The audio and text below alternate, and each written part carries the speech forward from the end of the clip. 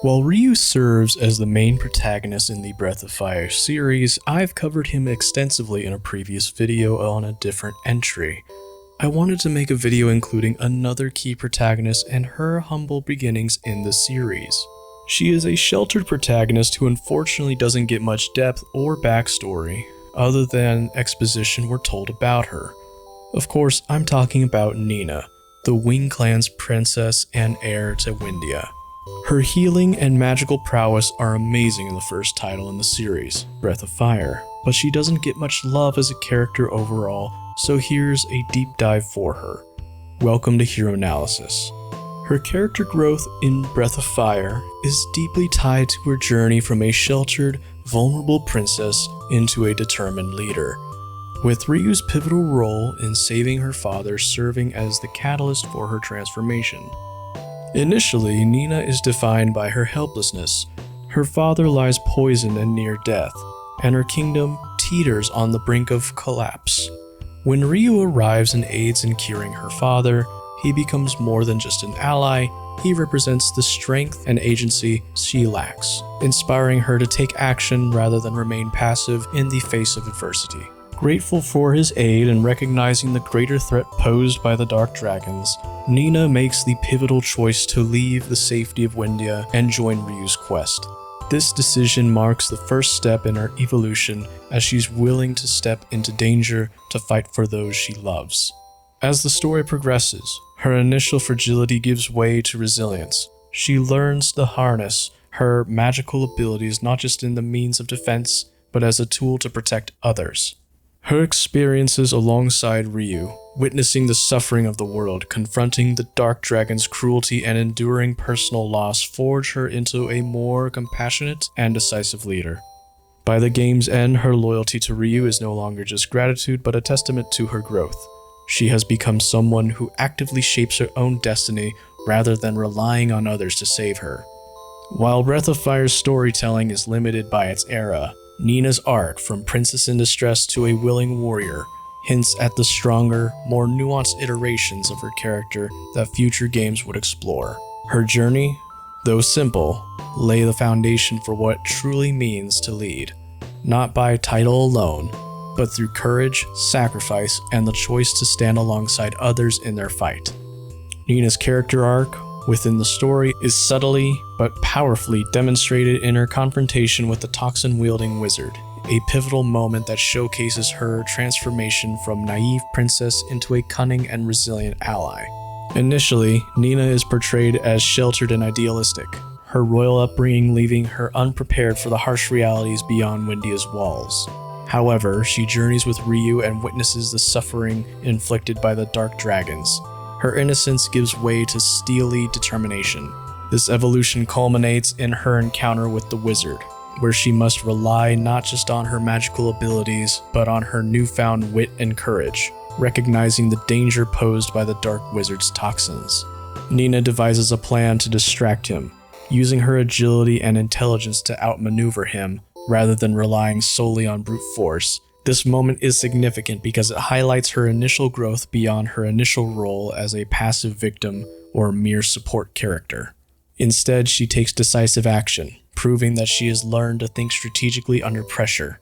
Her ability to adapt and contribute meaningfully in a dire situation underscores her development from a fragile royal to a capable and resourceful member of the team. It's a testament to how her experiences have hardened her resolve, allowing her to channel her compassionate intelligence into actions that directly aid the party's survival. While the game's narrative may not delve deeply into her internal struggles, the scene serves as a tangible marker for her maturation, a quiet but impactful step in her journey toward becoming a leader worthy of the Wing Clan heritage.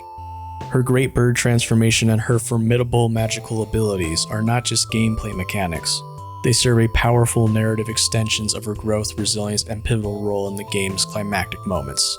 As the heir of the Wing Clan, her ability to transform into a massive avian creature symbolizes her royal lineage and newfound strength, allowing her to carry Ryu and party across continents in their final confrontation with the Dark Dragons. This ability is more than mere convenience. It represents her embracing her heritage and responsibility, soaring above the world's devastation rather than being crushed by it. Meanwhile, her magic ranging from healing spells to devastating elemental attacks reflects her emotional journey. Early on, her spells are tools of desperation, but by the game's end they become instruments of defiance, channeling her grief for the world and her resolve to protect others into raw power. These abilities culminate in her standing out not just as a companion, but as a leader in her own right. One whose wings and spells are as vital to saving the world as Ryu's draconic might.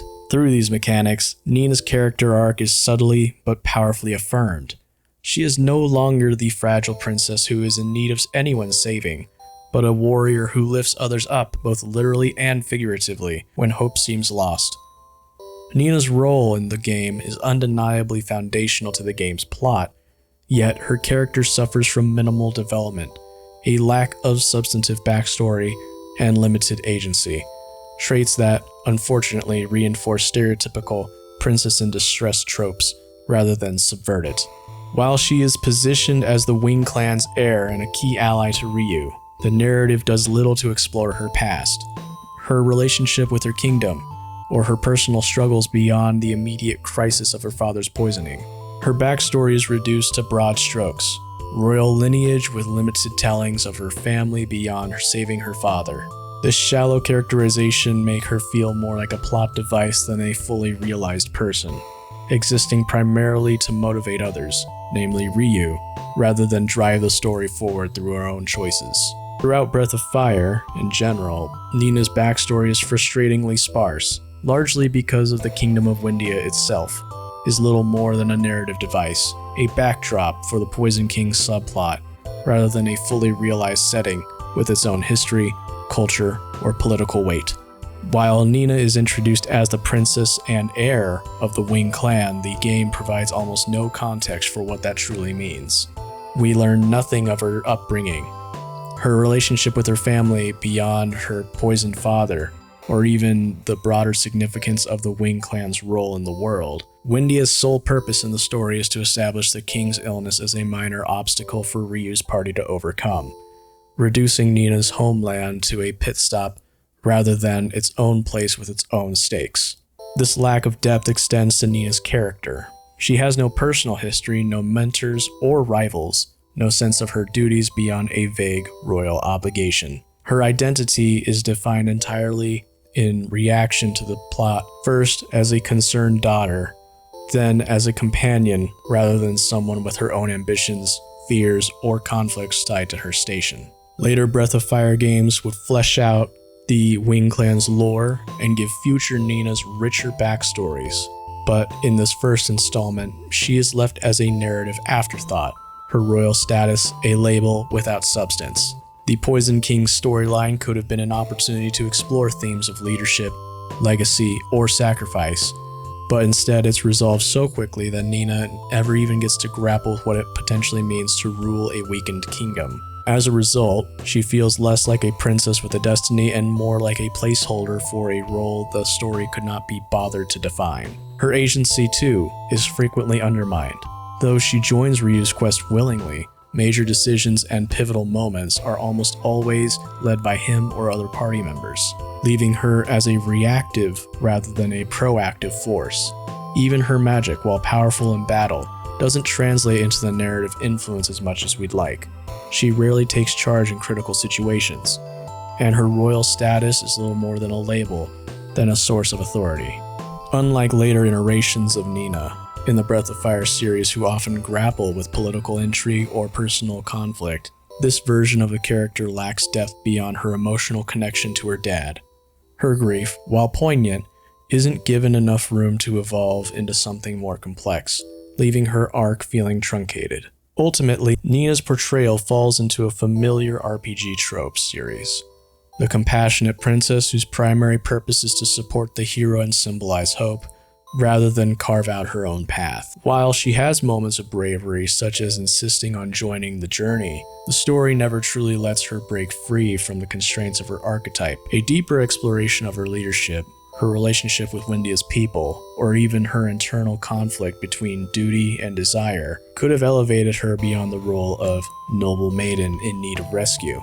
As it stands, she remains a missed opportunity, a character with a clear potential, who is defined more by what happens to her than what she chooses to do. Thank you, dear viewer, for listening. Don't forget to subscribe, share, and comment. Tell me, what do you think of Nina? And what would you like to see in the next video? Goodbye.